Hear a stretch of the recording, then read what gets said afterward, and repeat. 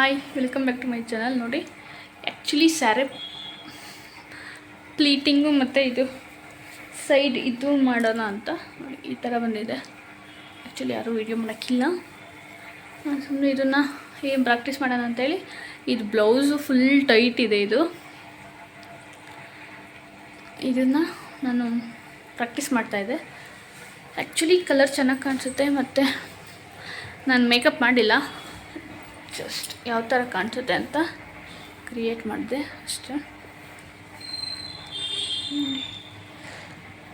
ಪರ್ಫೆಕ್ಟಾಗಿ ಬಂದಿಲ್ಲ, but help ಬೇಕು ಇದಕ್ಕೆ ಸ್ಯಾರಿ ಎಲ್ಲ ಕುಂಡ್ರಿಸೋಕ್ಕೆ. ಇದು ಬ್ಯಾಕ್ ಬ್ಲೌಸು, ಸೊ ಅದಕ್ಕೆ ಇದೆಲ್ಲ ಫುಲ್ ಟೈಟ್ ಇದೆ. ಕಂಫರ್ಟಬಲ್ ಇದ್ದರೆ ಉಟ್ಕೋಬೋದು ನೀಟಾಗಿ. ಸುಮ್ಮನೆ ತೋರ್ಸೋಣ ಅಂತ ವಿಡಿಯೋ ಮಾಡಿದೆ. ನೋಡಿ, ಫುಲ್ ಈ ಥರ ಕಾಣಿಸುತ್ತೆ.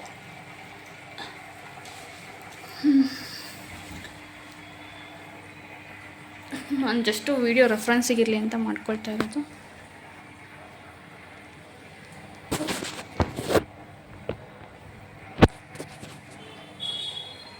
ಈ ಥರ ಕಾಣಿಸುತ್ತೆ. ಆ್ಯಕ್ಚುಲಿ ಬೆಳಗ್ಗೆನೇ ಜಸ್ಟ್ ನಾನು ಏರ್ಸ್ಬಿಟ್ಟಿದ್ದೀನಿ ಅಷ್ಟೇ. ಈಗ ಅಡುಗೆ ಮಾಡಬೇಕು, ಇದನ್ನೇ ಪ್ರಾಕ್ಟೀಸ್ ಮಾಡ್ತಾಯಿದ್ದೀನಿ. ನೋಡಿ,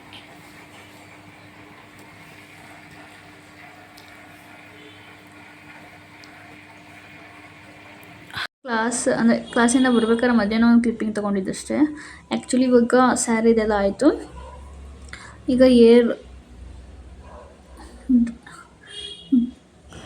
ಏರ್ ಪ್ರಾಕ್ಟೀಸ್ ಎಲ್ಲ ಮಾಡ್ತಾಯಿದ್ರು. ಸೊ ಅದನ್ನು ನಾನು ಪ್ರಾಕ್ಟೀಸ್ ಜಸ್ಟ್ ಇದನ್ನು ತೊಗೊಂಡೆ ಅಷ್ಟೇ.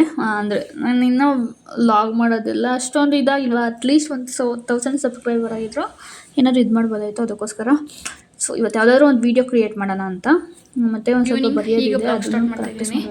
ಆ್ಯಕ್ಚುಲಿ ಪೂಜೆ ಆಯಿತು,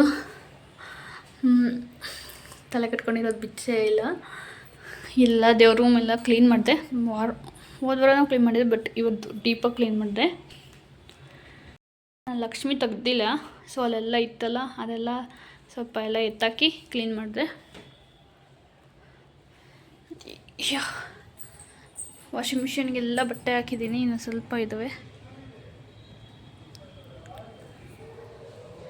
ಇವಾಗ ಸ್ವಲ್ಪ ಹಾಕಬೇಕು.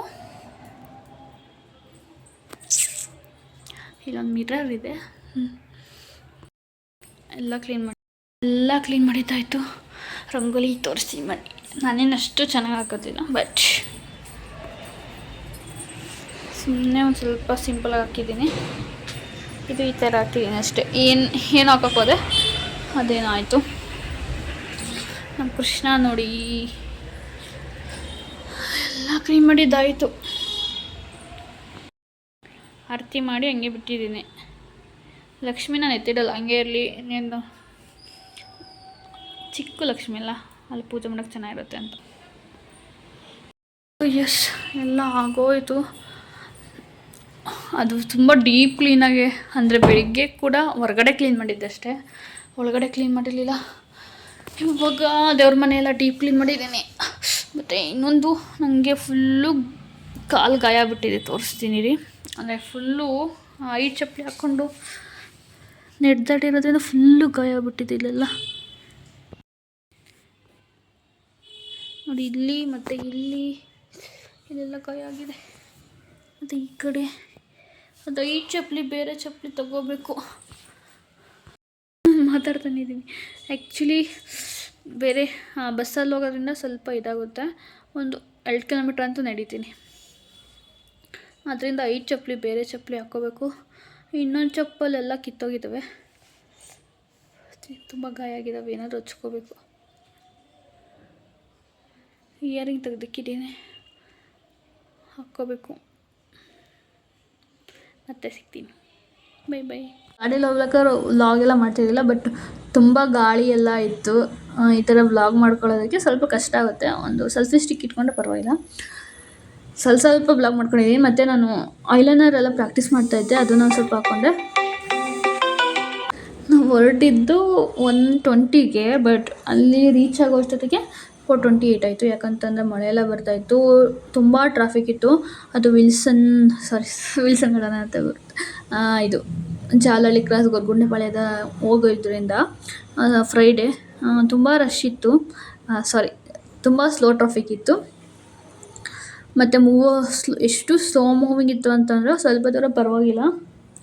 ನಾವು ಕೆ ಆರ್ ಪುರಮಿಂದ ಗೊರಗುಂಟೆಪಾಳ್ಯ ಬರೋ ಅಷ್ಟೊತ್ತಿಗೆ 1 hour ಆಗುತ್ತೆ. ಅಲ್ಲಿ ನೆಲಮಂಗಲ ಹೋಗೋ ಅಷ್ಟೊತ್ತಿಗೆ ಅಲ್ಲಿವರೆಗೂ 1.5 hour. ಮತ್ತು ಅದ್ರ ಮಧ್ಯೆ ಮಳೆ ಬೇರೆ ಬಂತು, ತುಂಬ ಮಳೆ, ಅದು ಜೋರು ಮಳೆನೇ ಬಂತು ಅಂತ ಹೇಳ್ಬೋದು. ಅಲ್ಲಲ್ಲಿ ಸ್ವಲ್ಪ ಹೊತ್ತು ಅಲ್ಲಿ ಒಂದು ಅರ್ಧ ಗಂಟೆ ನಿಂತ್ಕೊಂಡ್ವಿ.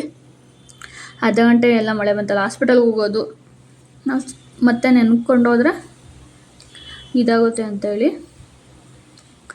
ಸೊ ಆಲ್ಮೋಸ್ಟ್ ನಾವು ರಿಟರ್ನ್ ಆಗಬೇಕಾದ್ರೆ 1:30 ಹೊರಟಿದ್ದು, ನೆಕ್ಸ್ಟು 12 ಆಯಿತು. ಅಷ್ಟು ಅಂದರೆ ಡಾಕ್ಟರ್ಸ್ ವೆಯ್ಟಿಂಗ್ ಕೂಡ ಆ್ಯಕ್ಚುಲಿ 4:20ಗೆ ಅಪಾಯಿಂಟ್ಮೆಂಟ್ ಇದ್ದಿದ್ದು, ನಾವು 4:28ಗೆ ಹೋದ್ವಿ. ಯಾಕಂತಂದರೆ ಮಳೆ ಎಲ್ಲ ಬರ್ತಿತ್ತು. ಮತ್ತು ಅಲ್ಲಿ ಮಧ್ಯದಲ್ಲಿ ಆ ಟ್ರೈನ್ ಟ್ರ್ಯಾಕ್ ಇರೋದ್ರಿಂದ ಟ್ರೈನ್ ಟ್ರ್ಯಾಕ್ ಇದೆ, ಅದರಿಂದ ತುಂಬ ಟೈಮ್ ತೊಗೊಳ್ತು. 15 ಮಿನಿಟ್ಸ್ ಸಾರಿ. ಅದೊಂದು ಸ್ವಲ್ಪ. ಮತ್ತು ಅದು ರಿಟರ್ನ್ ಆಗ್ಬೇಕಾದ್ರೂ ತುಂಬ 2 ಸಲ ಕೂಡ 2 ಟ್ರೈನ್ ಬಂದಿದ್ದಾವೆ. ನಾವು ಹೋಗ್ಬೇಕಾದ್ರೆ 2 ಟ್ರೈನು, ಬರ್ಬೇಕಾದ್ರೆ ರಿಟರ್ನ್ 2 ಟ್ರೈನು, ಟ್ರ್ಯಾಕ್ ಇರೋದ್ರಿಂದ. ಸೊ ಅಲ್ಲೊಂದು ಸ್ವಲ್ಪ ಸ್ಟಾಪ್ ಆಗುತ್ತೆ. ಸೊ ಅದು ಬಟ್ವಾಡಿ ಹತ್ರ ಇರೋದ್ರಿಂದ ಅದು ಸ್ವಲ್ಪ ತುಂಬ ಟೈಮ್ ತೊಗೊಳುತ್ತೆ ಹೋಗೋದಕ್ಕೆ. ಜಸ್ಟ್ ಅದನ್ನೊಂದು ವೀಡಿಯೋ ಮಾಡ್ಕೊಂಡೆ ಅಷ್ಟೇ. ಅಂದರೆ ಹೋಗ್ಬೇಕಾದ್ರೆ ನಾನು ಹಾಸ್ಪಿಟಲ್ದು ಅಷ್ಟೊಂದು ಮಾಡ್ಕೊಂಡಿಲ್ಲ ಅನಿಸುತ್ತೆ. ಇಷ್ಟು ಮಾಡ್ಕೊಳ್ಳೋದಕ್ಕೆ ಚಾರ್ಜರ್ ಎಲ್ಲ ಖಾಲಿ ಆಗೋಯಿತು. 70% ಮಾಡ್ಕೊಂಡಿದ್ದೆ ಅಷ್ಟೇ. ಅದಕ್ಕೆ ಮತ್ತೆ ರಿಟರ್ನ್ ಆಗ್ಬೇಕಾದ್ರೆ ಬೇಕಲ್ಲ ಅಂತೇಳಿ. ಅವತ್ತು ತುಂಬ ಜನ ಇದ್ದರು ಅವತ್ತು ಹಾಸ್ಪಿಟಲಲ್ಲಿ. ಆಲ್ಮೋಸ್ಟು ಅಪಾಯಿಂಟ್ಮೆಂಟ್ ತೊಗೊಳೋದು ಕೂಡ ಅಷ್ಟೊಂದು ಜನ ಇದ್ದು. ಅದೇನೋ ಸರ್ವಿಕ್ಸ್ ಹತ್ರ ಏನೋ ಗರ್ಭಕೋಶದ್ದು ಸರ್ವಿಕ್ಸ್ ಹತ್ರ ಏನೋ ಪ್ರೆಗ್ನೆಂಟ್ ಇರೋರಿಗೆ ಏನೋ ಒಂದು ಸ್ವಲ್ಪ ಅದು ಏನೋ ಮಿಸ್ಪ್ಲೇಸು ಅದೇನೋ ಆಗಿ ಅವರಿಗೆ ಇದನ್ನು ಸರಿಯಾಗಿ ಮಾಡೋದಕ್ಕೆ ಡಾಕ್ಟರ್ಗೆ ಗರ್ಭಕೋಶನ ಮತ್ತು ಭ್ರೂಣ ಬೇರೆ ಇತ್ತಲ್ಲ, ಅದನ್ನು ಪ್ರಾಬ್ಲಮ್ ಆಗ್ಬಾರ್ದು ಡೆಲಿವರಿ ಟೈಮಲ್ಲಿ ಅಂತೇಳಿ ಅದೊಂದು ಸ್ವಲ್ಪ ಟೈಮ್ ತೊಗೊಳ್ತಂತೆ. ಅದಕ್ಕೆ 4 hours ತೊಗೊಂಡ್ರು.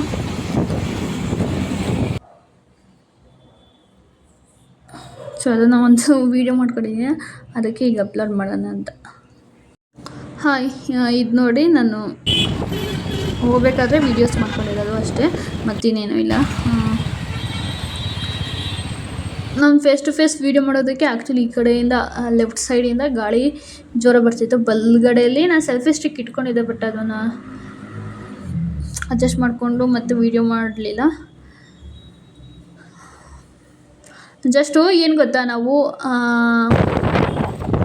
ಗೊರಗುಂಟೆಪಾಳ್ಯ ಸೈಡ್ ಹೋದರೆ ನಮಗೆ ರೈಲ್ವೆ ಟ್ರ್ಯಾಕ್ ತುಂಬ ಕಾಣಿಸುತ್ತೆ.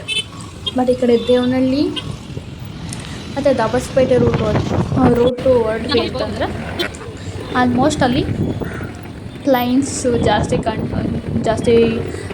ಇರುತ್ತೆ. ಯಾಕಂತಂದರೆ ದೇವನಹಳ್ಳಿ ಸೈಡು ಏರೋಪ್ಲೇನ್ಸ್ ಇದು ಏರ್ಪೋರ್ಟ್ ಇದೆಯಲ್ಲ, ಅದಕ್ಕೆ ಆ ಕಡೆ ಸೈಡ್ ಹೋದಾಗ ಆಲ್ಮೋಸ್ಟು ನಾನು ಇನ್ನೊಂದು ವೀಡಿಯೋ ಹಾಕಿದ್ದೆ.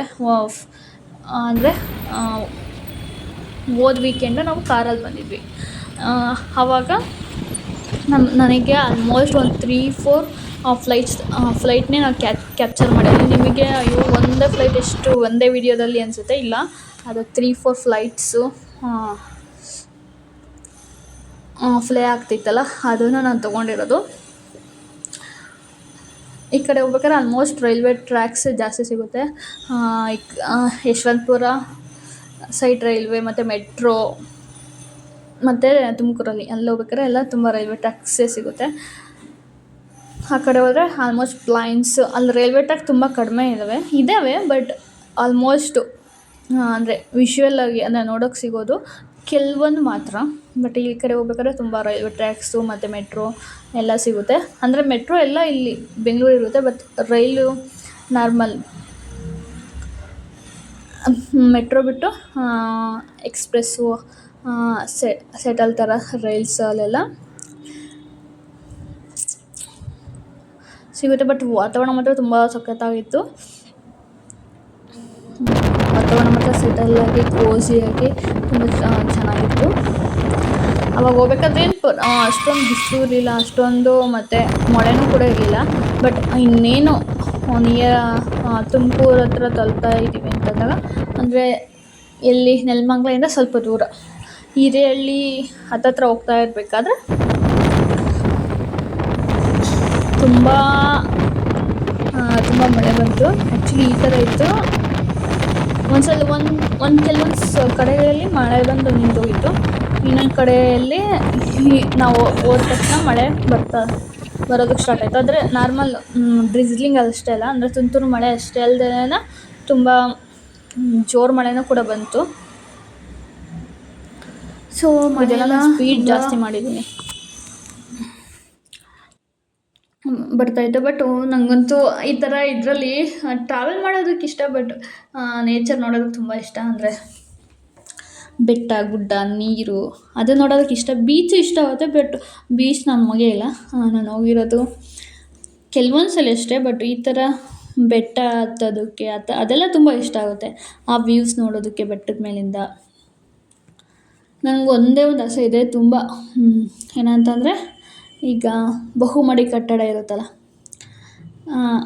ಆ ಬಿಲ್ಡಿಂಗ್ಸ್ ಮೇಲೆ ಹೋಗಿ ಫುಲ್ಲು ಟಾಪ್ ಫ್ಲೋರಲ್ಲಿ ಹೋಗಿ ಬೆಂಗಳೂರು ನೋಡಬೇಕು ಅಂತ.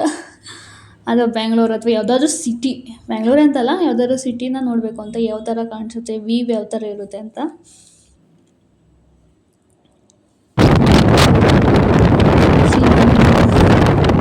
ಅದು ಲೈಕು 40 ಅಂತಸ್ತು ಅದೆಲ್ಲ ಬಿಲ್ಡಿಂಗ್ಸ್ ಇರುತ್ತಲ್ಲ, ಅದ್ರ ಮೇಲಿಂದ ನೋಡಬೇಕು ಅಂತ ವ್ಯೂ ಯಾವ ಥರ. ಮತ್ತು ನನಗೇನಂತಂದರೆ ತುಂಬ ಜಾಸ್ತಿ ಹೈಟ್ ಹೋಯಿತು ಅಂತಂದರೆ ಫೋಬಿಯಾ ಸ್ಟಾರ್ಟ್ ಆಗಿಬಿಡುತ್ತೆ. ಅಂದರೆ ಅಷ್ಟೊಂದಲ್ಲ, ಒಂದು ಸ್ವಲ್ಪ ನಂಗೆ ಅನಿಸುತ್ತೆ, ಆಮೇಲೆ ಸರಿ ಹೋಗುತ್ತೆ.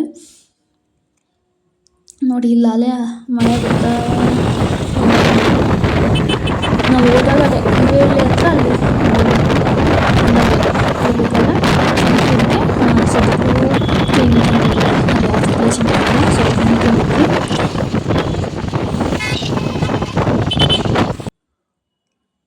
ಇದನ್ನೇ ಸ್ವಲ್ಪ ಟ್ರಾವೆಲ್ ನೋಡಿ, ಅಲ್ಲೆಲ್ಲ ಮಳೆ ಬಂದು ನಿಂತು ಹೋಗಿತ್ತು ಕೆಲವೊಂದು ಕಡೆ. ಇಲ್ಲೆಲ್ಲ ಅಂದರೆ ತುಮಕೂರು ಅಂದರೆ ನೆಲಮಂಗಲ ಬಿಟ್ಟು ಒಂದು ಸ್ವಲ್ಪ ದೂರ ಹೋಗೋವರೆಗೂ ಮಳೆ ಇರಲಿಲ್ಲ. ಆಮೇಲಿಂದ ಮಳೆ ಸ್ಟಾರ್ಟ್ ಆಯಿತು. ಹೆವಿ ತುಂಬ ಜಾಸ್ತಿನೇ ಬಂತು, ಒಂದು ಅರ್ಧ ಗಂಟೆ ಅಂತ ಬಂತು. ಒಂದು ಸ್ವಲ್ಪ ಅಲ್ಲಿಗೂ ಇನ್ನೊಂದೇನಂತಂದರೆ, ಈ 2 ವೀಲರಲ್ಲಿ ಹೋಗ್ತೀವಿ ಅಂತಂದರೆ ಮಳೆ ಬಂದು ನಿಂತಾದ್ಮೇಲೆ ಈ ಟ್ರಕ್ಸು ಮತ್ತು ಲಾರಿ, ಈ ಕಾರ್ಸ್ ಎಲ್ಲ ಬೇಗ ಮೂವ್ ಆಗ್ತಾ ಇರ್ತಾವಲ್ಲ, ಅದೆಲ್ಲ ನಮ್ಮ ಗಾಡೀಲಿ ಹೋಗೋರಿಗೆ ಜಾಸ್ತಿ ಸಿಡಿಯುತ್ತೆ. ಪ್ಯಾಂಟೆಲ್ಲ ಕೊಚ್ಚೆ ಎಲ್ಲ ಆಗಿತ್ತು. ಬಟ್ ನಾನು ಒಂದು ಜಾಕೆಟ್ ಹಾಕ್ಕೊಂಡೋಗಿರೋದ್ರಿಂದ ಅಷ್ಟೊಂದೇನು ಎಫೆಕ್ಟ್ ಆಗಲಿಲ್ಲ. ಮತ್ತು ಹೆಲ್ಮೆಟ್ ಅಂತೂ ಹಾಕ್ಕೊಳ್ಳೇಬೇಕಿತ್ತು, ಹೆಲ್ಮೆಟ್ ಹಾಕ್ಕೊಂಡು ಹೋಗ್ತಾ ಇದ್ವಿ. ಅಂದರೆ ಎಲ್ಲೂ ಕೂಡ ಇದು ಮಾಡಲಿಲ್ಲ, ಯಾಕಂತಂದರೆ ಫುಲ್ ಗಾಳಿ ಇರುತ್ತಲ್ಲ. ಹೆಲ್ಮೆಟ್ ಹಾಕ್ಕೊಳ್ಳಿಲ್ಲ ಅಂತಂದರೆ ಇದು ಥಂಡಿ ಆಗುತ್ತೆ ಅಂತ. ಇದೊಂದು ಗೂಡ್ಸ್ ಟ್ರೈನ್ ಆಯಿತಾ, ನಾವು ಇಲ್ಲಿಂದ ಸ್ವಲ್ಪ ದೂರ ಹೋದರೆ ಆಲ್ಮೋಸ್ಟ್ ಅವಾಗ 4 ನನಗೆ ಇನ್ನೂ ನೆನಪಿದೆ. ನಾವು ಇನ್ನೇನು 4:16 ಹೋದ್ವಿ. ಇನ್ನೇನು 4 ಮಿನಿಟ್ಸಲ್ಲಿ ಇನ್ನೇನು ಒಂದು ಸ್ವಲ್ಪ ದೂರ 2 ಮಿನಿಟ್ಸಲ್ಲಿ 4:20ಗೆಲ್ಲ ನಮ್ಮ ಅಪಾಯಿಂಟ್ಮೆಂಟ್ ಇತ್ತಲ್ಲ, ನಾವೆಲ್ಲ ಹೋಗ್ತೀವಿ ಅಂತ ಅಂದ್ಕೊಂಡ್ವಿ. ಈ ಟ್ರೈನ್ ಬರೋದಕ್ಕೆ ಎಷ್ಟು ಟೈಮ್ ತಗೊಳ್ತು ಗೊತ್ತಾ? 4:20 ಬಂತ, 4:24ವರೆಗೂ ಅದು ಇದನ್ನು ತೆಗಿಲೇ ಇಲ್ಲ. ಇದೇನು ಹೇಳ್ತಾರೆ, ಗೇಟ್ ಥರ ಇದೆಯಲ್ಲ, ಅದನ್ನು ಓಪನ್ ಮಾಡಲೇ ಇಲ್ಲ. ಸೊ ಈ ಟ್ರೈನ್ ಎತ್ತಿನ ಗಾಡಿ ಥರ ಹೋಗ್ತಾನೇ ಇತ್ತು. ಅಲ್ಲೆಲ್ಲ ನಾನು ನೋಡ್ತಿದ್ದೆ ಯಾವ್ಯಾವ ಕ್ಲಾಸ್ ಇದೆ, ಫಸ್ಟ್ ಕ್ಲಾಸ್ ಇದೆ, ಸೆಕೆಂಡ್ ಕ್ಲಾಸ್ ಇದೆ, ಮತ್ತು AC ಕ್ಲಾಸಸ್ ಇದೆ, ಅಂದರೆ ಬಿಸ್ನೆಸ್ ಕ್ಲಾಸಸ್ ಅಂತಾರಲ್ಲ ಅದೆಲ್ಲ ಇದೆ. ಸೊ ನಾವೆಂದೂ ಹೋಗಿಲ್ಲ ಟ್ರೈನಲ್ಲಿ, ಒಂದ್ಸಲ ಹೋಗಿದ್ದೀನಿ ಮೈಸೂರಿಂದ. ಬಟ್ AC ಕ್ಲಾಸಸಲ್ಲಿ ಮಲ್ಕೊಂಡು ಸೊ ಆ ಥರ ಎಲ್ಲ ಹೋಗಿಲ್ಲ. ಒಂದು ಲಾಂಗ್ ಟ್ರಿಪ್ ಯಾವುದಕ್ಕಾದ್ರೂ ಹೋದರೆ ಟ್ರೈನಲ್ಲಿ ಹೋಗ್ಬೇಕು ಅಂತ, ಟ್ರೈನಲ್ಲಿ ಹೋಗಬೇಕು, ಚೆನ್ನಾಗಿರುತ್ತೆ ಅನಿಸುತ್ತೆ. ಅಂದರೆ ಎಸ್ಪೆಷಲಿ ಯಾವ ಥರ ಇರುತ್ತೆ ಅಂದರೆ, ಕಾಡು ಮಧ್ಯ ಟ್ರೈನ್ ಟ್ರ್ಯಾಕ್ ಇರುತ್ತಲ್ಲ ಅಲ್ಲಿ, ಮತ್ತು ಮಲೆನಾಡು ಸೈಡಲ್ಲಿ ತುಂಬ ಚಿಕ್ಕ ಜರಿಗಳು ಇರ್ತವಲ್ಲ, ಇದು ಹಾಸ್ಪಿಟಲ್ ಹೋದಾಗ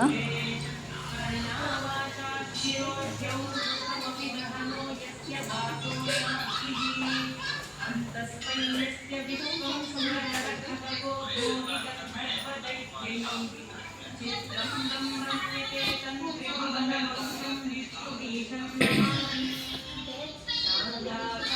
ಈ ಹಾಸ್ಪಿಟಲಲ್ಲಿ ವಿಷ್ಣು ಸಹಸ್ರನಾಮ, ಲಲಿತ ಸಹಸ್ರನಾಮ, ಗಾಯತ್ರಿ ಸ್ತೋತ್ರ ಎಲ್ಲ ಆಗ್ತಾನೆ ಇರ್ತಾರೆ. ನಾನು ಈ ಥರ ನೋಡಿದ್ದು ಹೊಸ್ದಾಗಿ ಹಾಸ್ಪಿಟಲಲ್ಲಿ. ಸೊ ಇದು ನಾವು ಫುಡ್ ತಿನ್ನೋಕೆ ಹೋಗಿದ್ದು, ಅವರು 7 ಗಂಟೆ ಆಗುತ್ತೆ ಅಂತ ಅಂದಿದ್ದಕ್ಕೆ. ಸೊ ಇದು ಒಂದು ಬಿಲ್ಡಿಂಗ್ ಸಖತ್ತಾಗಿತ್ತು ಅಲ್ಲಿ ಪಕ್ಕ ಮನ್ದ್ವೀಪ್ ಅಂತ. ಇದು ನಂಗೆ ಇಷ್ಟ ಆಯಿತು, ಇಂಟೀರಿಯರು ಮತ್ತು ಆರ್ಕಿಟೆಕ್ಚರು. ಸೊ ಯಾ, ಈ ವಿಡಿಯೋ ಇಷ್ಟ ಲೈಕ್ ಮಾಡಿ, ಶೇರ್ ಮಾಡಿ, ಕಮೆಂಟ್ ಮಾಡಿ. Thank you for watching.